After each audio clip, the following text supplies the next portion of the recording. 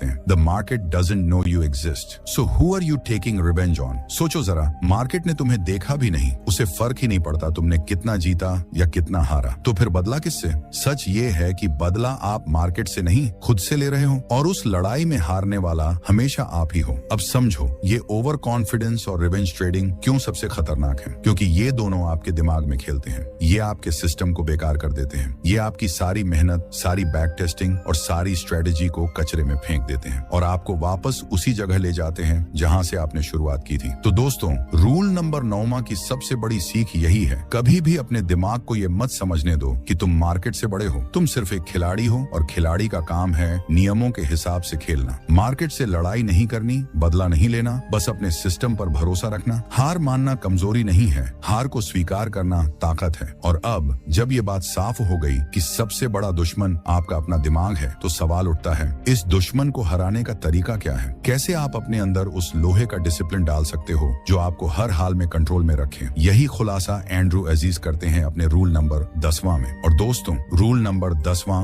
वो दरवाजा खोलता है जहां से असली प्रोफेशनल ट्रेडर जन्म लेता है। तैयार रहो, क्योंकि अगली बार जो सुनोगे वो आपकी ट्रेडिंग को हमेशा के लिए बदल सकता है। तो दोस्तों, एंड्रू अजीज का 10वां रूल वही है जहां ट्रेडिंग की पूरी सोच बदल जाती है। सुनने में ये छोटा लगेगा, लेकिन असली ताकत यहीं छुपी है। अजीज कहते हैं कि consistency is your only real edge. अब जरा अपने आप से पूछो, कितनी बार आपने सोचा है कि एक बड़ी ट्रेड, एक बड़ा प्रॉफिट आपकी जिंदगी बदल देगा? लेकिन हकीकत ये है कि एक बड़ी जीत किसी को भी अमीर नहीं बनाती, बल्कि छोटी छोटी लगातार जीतें ही आपको धीरे धीरे उस जगह पहुंचाती हैं जहां आप जाना चाहते हो। ट्रेडिंग में जो लोग टिकते हैं वो किसी मैजिक फॉर्मूले से नहीं टिकते, वो टिकते हैं क्योंकि हर दिन एक जैसा प्रोसेस दोहराते हैं। चाहे मार्केट ऊपर जाए या नीचे, चाहे उनके दोस्तों की ट्रेड्स उड़ रही हों या सोशल मीडिया पर लोग स्क्रीनशॉट दिखा रहे हों, वो बस अपने प्रोसेस से चिपके रहते हैं। और यही कंसिस्टेंसी है। सोचो, जब आप जिम जाते हो और रोज वर्कआउट करते हो तो शरीर बदलता है, लेकिन अगर हफ्ते में एक बार जाकर बहुत हैवी वर्कआउट कर लिया और फिर पूरे महीने सोफे पर पड़े रहे तो कुछ भी नहीं बदलता। ट्रेडिंग भी वही है, छोटे छोटे